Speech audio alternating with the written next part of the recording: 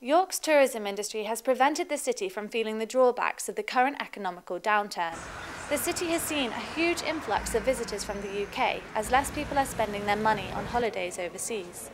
Last year, over 7 million people came to this historic city, spending over £443 million and creating nearly 23,000 jobs for the local community.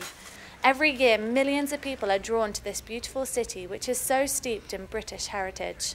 The visitor numbers are about the same as they have been over the last 2 or 3 years. So because of the economic downturn, we see that actually as a major positive. The proportion of visitors has been increased domestically, so we have more visitors coming from the UK than overseas as a percentage of the total.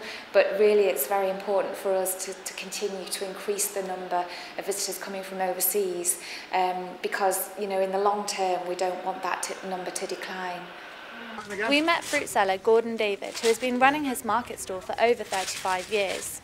As a fruit stall, the vegetable side of it doesn't benefit, the fruit side of it does a little bit, but we do sell to cafes and such like that, so it all helps. Tourism helps us. Over the summer period, the cobbled streets of York become especially crowded with visitors.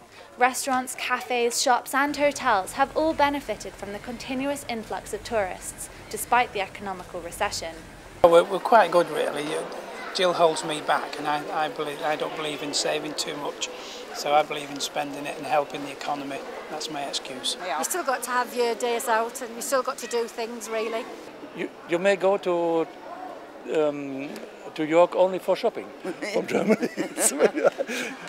It's cheap. As tourism brings such a huge source of income to the city of York and also to the county of Yorkshire, the tourism industry has to work hard at preserving and maintaining the heritage of the city, meanwhile refurbishing the sites in order to attract more people.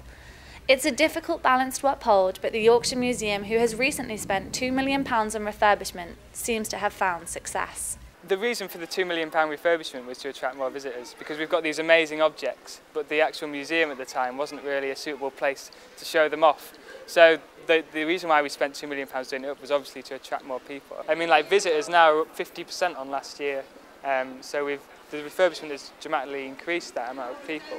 It's very good, I quite like it, to be honest, much better than it used to be. Nevertheless, York has not proven itself entirely immune to the recession. The Yorkshire Museum is also to receive spending cuts by the council, causing several job cuts. We're aware that there will be cuts to funding in the future, and we've tried to consolidate what we've got. There's a number of posts haven't been renewed just through natural turnover, and we've taken some voluntary redundancies as well. With all the tourists that flock to the city every year, what impact does this have on the local community? Overall, I think we have a very, very strong support from the local community. We went to the streets of York to find out what the local people thought about their home city being such a major tourist attraction.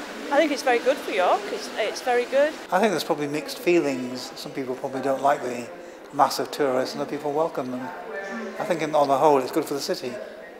It's vital that York attracts tourists. Obviously, they're a lifeline of many of the York's attractions. I mean, without the tourists, York's economy would seriously suffer.